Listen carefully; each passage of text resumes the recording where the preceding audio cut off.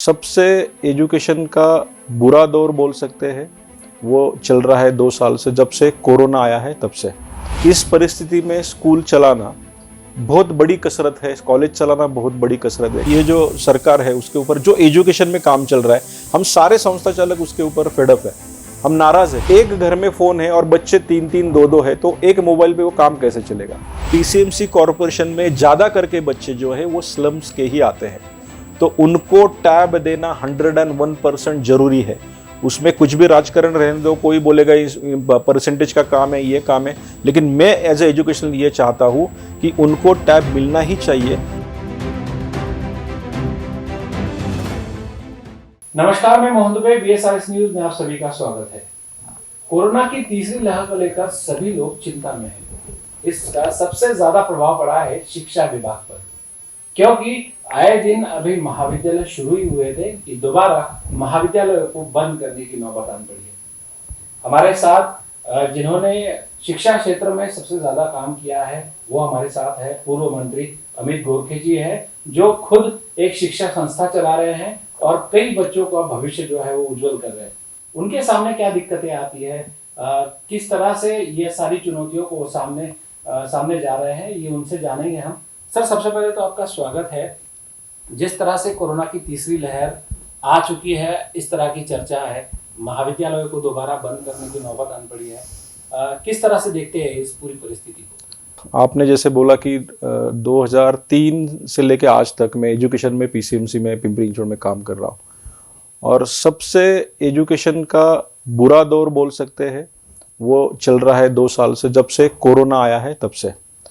बुरा दौर इसलिए बोल रहा हूँ कि इसमें बच्चे जो है, यानी किसी को भी नहीं लगा था कि एक दिन ऐसा आएगा कि स्कूल टोटली बंद हो जाएगा, लेकिन वो नौबत आ गई है।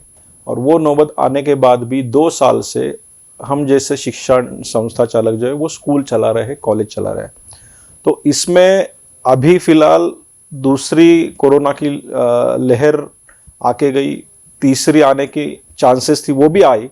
और जो स्कूल अभी 2 महीने पहले स्कूल और कॉलेज स्टार्ट हुए थे वापस बंद हुए हैं, कल ही उसका ऐलान हो चुका है। तो इस परिस्थिति में स्कूल चलाना बहुत बड़ी कसरत है, कॉलेज चलाना बहुत बड़ी कसरत है, क्योंकि हर एक टीचर जो उसकी फैमिली संभाल रहा है, उसके बच्चों को संभाल रहा है, उसके साथ उसको स्कूल में आके, कॉलेज में आके पढ़ाना है, और पढ़ाने के बाद आपकी खुद की सेहत भी संभालना है और बच्चों की मेंटली सेहत भी संभालना है। और उसमें 2 साल से जो बच्चे घर में हैं, जो फ्रेंड्स को नहीं मिले थे, जो घर में बैठ के ऑनलाइन पढ़ाई कर रहे थे, स्टडी कर रहे थे, वो अभी कहाँ पे स्टार्ट हुआ, तो लेकिन वापस ये स्कूल और कॉलेजेस बंद हुए हैं। तो अभी मुझे लगता है कि सबसे बड़ी नौबत, सबसे बड़ी दिक्कत जो है वो स्कूल चलाने के लिए वो संस्था चालकों को है, वो शिक्षकों को है। पूरी जिम्मेदारी जो है वो प्रिंसिपल्स के ऊपर है। मुझे लगता है अभी जैसे कि हम पीसीएमसी में एजुकेशन में काम करें, तो एजुकेशन में खासकर स्कूल का हम देखें तो स्कूल मेरे ख्याल से 3 कैटेगरीज में आते हैं। जैसे कि हायर एंड, जो हम फीस के ऊपर डिसाइड करते हैं, हायर एंड की स्कूल है, देन मिडिल एज स्कूल है, और उसके बाद छोटी लेवल की, यानी जहाँ पे इंफ्रास्ट्रक्चर कम है, फीस कम है, या हम उसको म्यूनिसिपल कॉरपोरेशन से स्कूल भी बोल सकते हैं। तो इस स्कूल चलाने में दिक्कत उन्हीं को आई, जैसे कि मिडिल के जो स्कूल्स है और खास करके कॉरपोरेशन के जो स्कूल है। हमने ऑनलाइन शिक्षा तो स्टार्ट की, बड़े स्कूल में ये अच्छी तरह जा रहा है, क्योंकि वहाँ पे पेरेंट्स भी जो होते हैं वो क्वालिफाइड होते हैं, घर में सारे इंतजाम होते हैं, जैसे लैपटॉप है, टैब है, मोबाइल है, इंटरनेट है। लेकिन मिडिल क्लास स्कूल और उसके नीचे वाले जो कॉरपोरेशन में हम बोलते हैं, तो जो बच्चे स्लम से आते हैं, उनके घर में ना मोबाइल है, ना इंटरनेट है, और ना स्कूल जाने की सुविधा है, स्कूल तो वैसे भी बंद है। तो सबसे बड़ा जो प्रॉब्लम आ रहा है वो मिडिल और उसके नीचे वाले स्कूल में आ रहा है, क्योंकि अभी बीच में स्कूल स्टार्ट हुआ तब गवर्नमेंट ने बोला था कि आप सोशल डिस्टेंसिंग में कोर्स कॉलेज चालू करो या स्कूल चालू करो। जो बड़े स्कूल है, जो हम उसको बोल सकते हैं A ग्रेड में, जिनके पास बड़े कैंपसेस है, वो तो चला सकते हैं, क्योंकि उनके पास एक के अलावा 4-4, 5-5 क्लासरूम है। तो एक क्लासरूम में समझो 15 बच्चे बैठे, दूसरे क्लासरूम में बैठे, तो वो इंतजाम हो सकता है। लेकिन जो छोटे स्कूल है, जो 5 या 10 गुंठे में चला रहे पुराने परमिशंस के ऊपर, तो उनको चलाना ये दिक्कत वाली काम है। दूसरा, हमने पीसीएमसी कॉरपोरेशन का, मैंने खुद ने वहाँ पे शिक्षण अधिकारी उनके साथ में बैठा था, तब मैंने चर्चा की तो उसमें ऐसा पता चला कि जो कॉरपोरेशन के जो स्लम्स के बच्चे हैं, जो ऑनलाइन 2-2, 3-3 साल कोरोना इसमें, वो उनको ऑनलाइन ही मालूम नहीं, क्योंकि घर का आदमी जो मजदूरी करता है, जिसके पास मोबाइल है, लेकिन मोबाइल भी सादा वाला मोबाइल है जिसमें ओनली फोन आता है, उसके पास ना इंटरनेट है, और एक घर में फोन है और बच्चे 3-3, 2-2 है, तो एक मोबाइल पे वो काम कैसे चलेगा। तो 2-2 साल बच्चों ने स्कूल का नाम ही नहीं लिया, इंटरनेट का नाम नहीं लिया, फोन का नाम ले, उनको कुछ मालूमात ही नहीं है। तो ऐसे हमने परसेंटेज वाइज निकाले तो बहुत सारे बच्चे, मैं तो बोलता हूँ इस कोरोना का काल में 30-40% बच्चे जो है 2 साल में कुछ भी पढ़े नहीं, ओनली घर उनको मालूम है। तो मैं ये समझता हूँ ये सबसे बड़ी दिक्कत आपने भारतवर्ष की है कि जो काम हम पढ़ाई का काम अच्छी तरह करा सकते थे वो कोरोना काल में बिकॉज ऑफ ये इंफ्रास्ट्रक्चर और हमारे पास सुविधा नहीं है, इसके वजह से कर नहीं सके। और यही कारण से मैं ये समझता हूँ कि अपना भारत जो आने वाले पीढ़ी को हम जो सिखाने का काम करते हैं वो बहुत पीछे जा रहा है। सर, सबसे पहले तो ये बताइए कि साल 2000 जैसे कि आपने कहा 3 से आप कार्यरत है, तो कितनी कठिनाइयां आई है इस मुकाम तक पहुंचने के लिए? मेरा बचपन कालभोर नगर से गया, और कालभोर नगर में वहाँ पे जैसे कि आपके जो VSRS न्यूज़ के जो आपके सर्वे सर्वा है मिस्टर लाल बाबू जी, हम और एक ही साथ हम रहते थे, और वहाँ पे CMS स्कूल चलती थी, और वो स्कूल में मेरी मम्मी वहाँ पे टीचर थी। CMS अभी बड़ा ग्रुप है प्राधिकरण में, CMS चिंचोड़ मलयाली समाज, और वहाँ पे स्कूल में मम्मी जाती थी, तो मुझे भी लगता था कि अपना खुद का एजुकेशनल इंस्टीट्यूशन होना चाहिए और पढ़ाने का काम। हमारे घर में ट्यूशन्स चलते थे, तो हमारी माँ ट्यूशन्स में भी रेगुलरली बच्चों को पढ़ाती थी।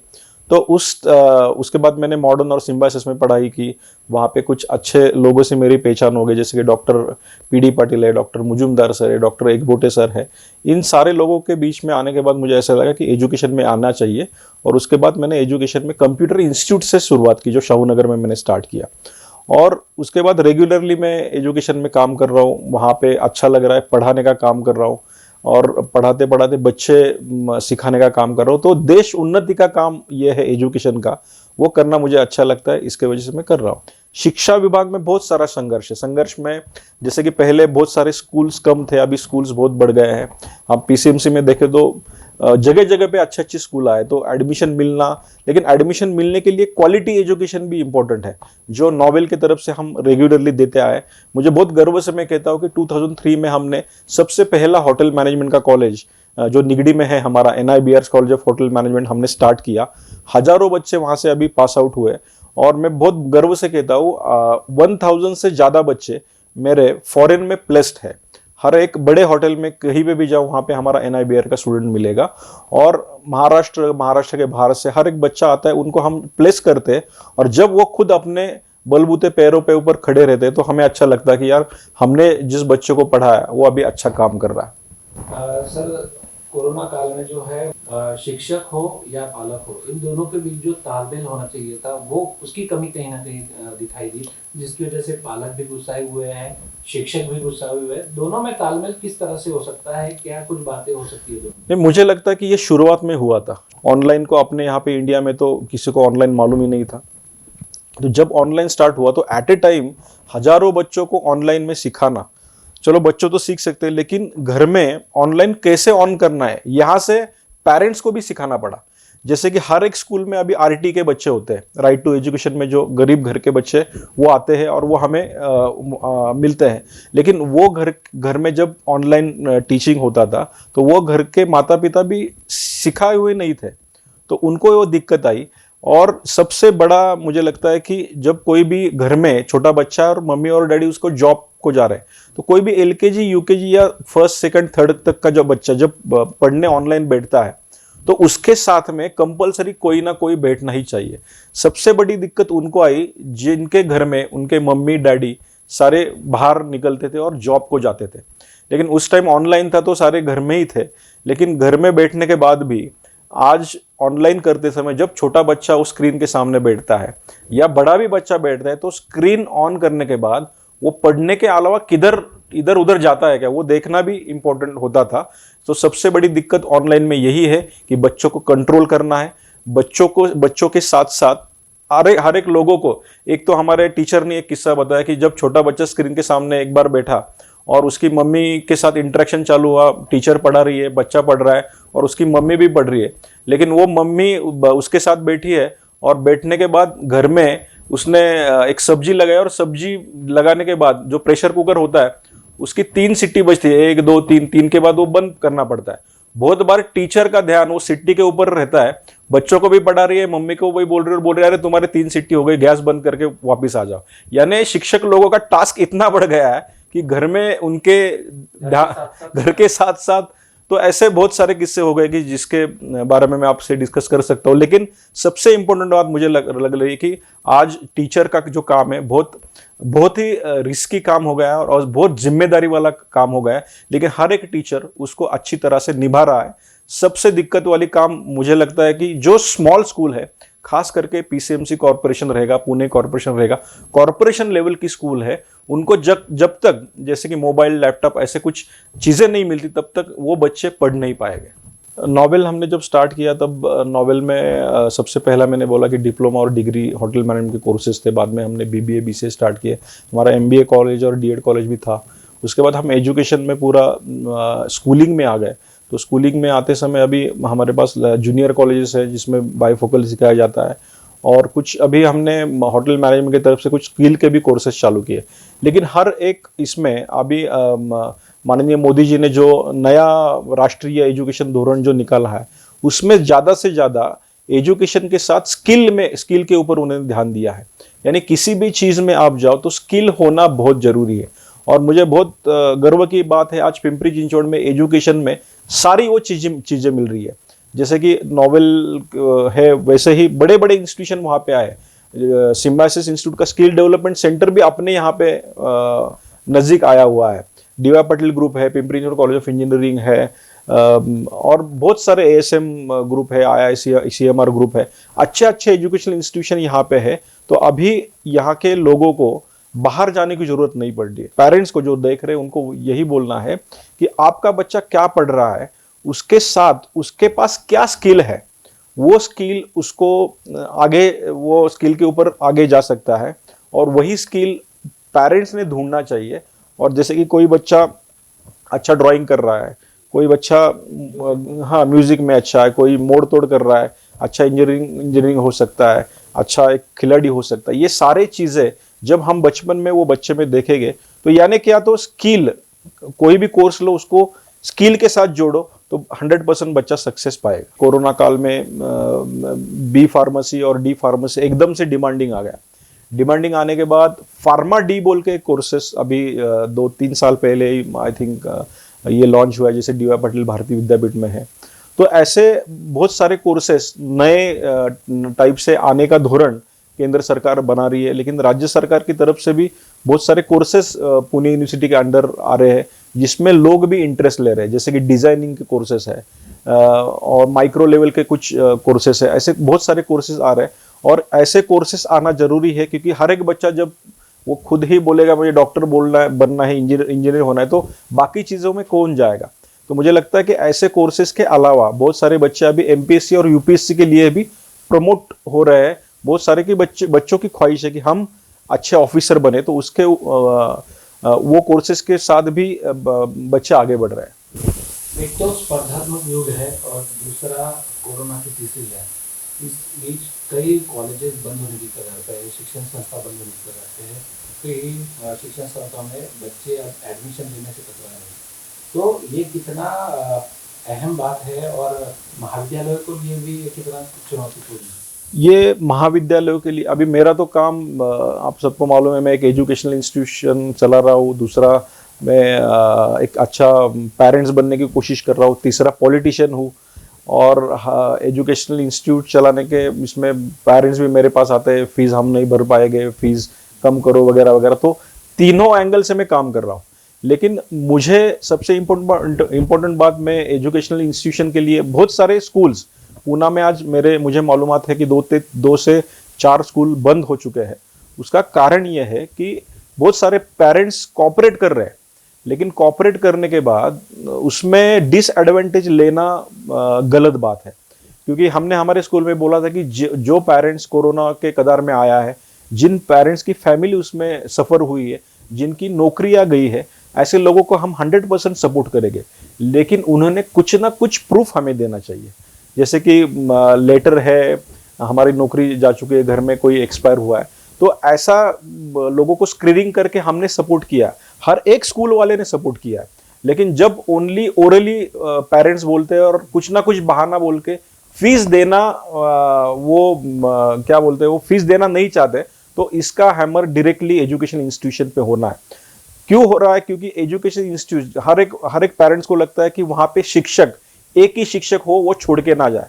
लेकिन शिक्षक जब टिकेगा, जब उसका भी उन्नति हो, उसका भी प्रमोशन हो, उसका भी पगार बढ़े, तो उसमें जब एक टीचर या कोई भी शिक्षक आता है तो उसको भी लगता है कि मेरी फैमिली बढ़नी चाहिए। तो वो शिक्षण संस्था के भरोसे वो खुद का घर लेता है, उसके फिर इंस्टॉलमेंट हफ्ते, बैंक के हफ्ते चालू होते हैं, और जब वो इंस्टीट्यूशन वाला संस्था चालक जब उसको फंडिंग नहीं करेगा, पेमेंट नहीं करेगा, तो ऑटोमेटिकली वो छोड़ के जाएगा। तो ये भी छोटी छोटी चीजें जो है वो पेरेंट्स ने सोचनी चाहिए। अपने बच्चों को 100% टीचर अच्छा पढ़ा रहा है तो उसका फीस आपने देना ही चाहिए। सबसे इंपॉर्टेंट बात, कोरोना काल में आपको मालूमात नहीं रहेगा, ट्रांसपोर्टेशन हर एक स्कूल में होता था। वो ट्रांसपोर्टेशन में हर एक स्कूल का बाहर के बसेस थे। ट्रांसपोर्टेशन जब बंद हो गया तो सारे बसेस वाले बंद हो गए। मेरे यहाँ पे 36 ड्राइवर थे, मैंने निकाल दिए। मैंने रिसेंटली हमने कुछ बैंकर से हमने लोन निकाल के बसेस लिए थे। बसेस 2-3 साल से जगह पे खड़े। अभी गवर्नमेंट ने रूल निकाला कि बसेस चलाओ, लेकिन एक बस में ओनली 20 बच्चे होने चाहिए। जब एक बस में 60-50 बच्चे चलते थे तब वो ज्यादा से ज्यादा 4,000-5,000 रुपए देता था। लेकिन अब जब 20 बच्चे एक बस में बैठे गए तो वो 5,000 देने का फीस उसका डायरेक्टली दुगना हो जाएगा, और वो पेरेंट्स नहीं देगा। बस वाला मर गया, वो जो ड्राइवर है वो भी मर गया, और वो बस के ऊपर एक मौसी थी, तो बेरोजगारी बहुत इसमें बढ़ गई। लेकिन ये सब चीजें, ये पेरेंट्स ने भी थोड़ा सपोर्ट, वो स्कूल कैसा है, कितना बड़ा है, उनका बैकग्राउंड क्या है, मिडिल क्लास स्कूल है क्या, पुराना है क्या, ये थोड़ा देखना चाहिए। क्योंकि स्कूल जो काम कर रहा है वो, वापस एक बार बोल रहा हूं कि बच्चों को पढ़ाने का काम कर रहा है। जब बच्चा पढ़ेगा तो परिवार उसका बढ़ेगा और देश 100% उन्नति के तगार पे जाएगा। पेरेंट्स की ओर से तो सहयोग की जरूरत है ही, लेकिन आप खुद एक राजनेता है, इसमें पॉलिटिकल पार्टियों का भी या फिर राज्य सरकार का भी कितना सहयोग होना चाहिए, और राज्य सरकार से आपकी क्या अपील रहेगी? नहीं, राज्य सरकार की एजुकेशन के लिए तो अपील, अभी देखो मैं पॉलिटिकल पार्टी का काम कर रहा हूँ, लेकिन मैं 100% अभी ये जो सरकार है उसके ऊपर जो एजुकेशन में काम चल रहा है, हम सारे संस्था चालक उसके ऊपर फेडअप है, हम नाराज है। क्योंकि जो डिसीजंस हमारे मंत्री महोदय ने एजुकेशन के ऊपर दिए वो फर्म नहीं थे। आज बोल रहे हैं हम स्कूल बंद करेंगे, वापिस बोल रहे हैं कि हम नए स्कूल स्टार्ट करेंगे। ऐसे 1.5 साल में बहुत सारे उन्होंने ओपिनियन चेंज कर दिए। उसके कारण पेरेंट्स थोड़े नाराज थे, संस्था चालक नाराज थे। जो भी आप डिसीजन ले रहे हैं, फर्म डिसीजन लेना चाहिए। अभी बीच में उनका डिस्कशन हुआ था कि अभी बच्चों का वैक्सीनेशन चालू होगा, वो स्कूलों में करो, लेकिन बाद में वापस डिस्कशन में, हमारे डिस्कशन में आया कि स्कूलों में कैसे करें, स्कूल में हम वैक्सीनेशन करेंगे, कोई बच्चा वहां पे ही चक्कर आके गिर गया तो वहां, वो तो हॉस्पिटल नहीं है। तो ऐसे चीजें सरकार ने अच्छा शिक्षण तज्ञ लोगों से बात करनी चाहिए और उसके बलबूते ही आगे बढ़ना चाहिए। अभी उन्होंने एक नया पोस्ट निकाला है, वो पोस्ट के लिए वो कुलगुरु बोल के पोस्ट वो कर रहे हैं। उसके लिए हमारा बिल्कुल विरोध है, क्योंकि जो आदमी पढ़ता है, जो आदमी पीएचडी करता है, जो आदमी आगे जाता है, वही कुलगुरु बन सकता है। कुलगुरु ये पोस्ट बन के ये पूरा उसमें वापस पॉलिटिक्स आएगा और वो नुकसान एजुकेशन को होगा। मुझे ऐसा लगता है कि एजुकेशन एक सत्य व्रत है, वो व्रत हमें रेगुलरली जितना करेंगे उतना हम आगे बढ़ेंगे। मधुमक्खी क्या करती है, मधुमक्खी जो है वो मध जमा करने का काम करती है, और आदमी क्या करता है, वो मध भगाने का काम करता है। तो एक दिन वो मधुमक्खी आदमी को पूछती है, बाबा ये मध हम जमा कर रहे हैं, ये तू कब तक हमसे चुराएगा? तो मधुमक्खी बोली, जब तक ये आदमी मेरे से मध बनाने की कला सीखता नहीं तब तक ये मध में रेगुलरली बना के रहेगा। मुझे लगता है कि एजुकेशन वैसा ही है कि आप जितना करो, जितना पढ़ो, आपका एज का लिमिट नहीं है, लेकिन इसमें पॉलिटिक्स आना, इसमें गलत बातें आना, ये एकदम गलत बात है। अभी आपने यही रिसेंटली देखा कि कितना बड़ा टीचर टीटीसी कोर्स के ऊपर इतना बड़ा भ्रष्टाचार हुआ, यानी जो बच्चा डॉक्टर नहीं है वो पास हो गया डॉक्टर के लिए और वो हॉस्पिटल में बैठ रहा है और कोई भी इंजेक्शन दे रहा है तो आदमी मर ही जाएगा ना। तो एजुकेशन में इतना खराब दिन आ गया है कि पेपर सेट होना, पेपर मैनेज होना, ये भारत के भविष्य के लिए एकदम बुरी बात है। सर, जिस तरह से अब शिक्षा क्षेत्र में आप कार्यरत हैं उसी तरह आप राजनीतिक क्षेत्र में भी कार्यरत हैं।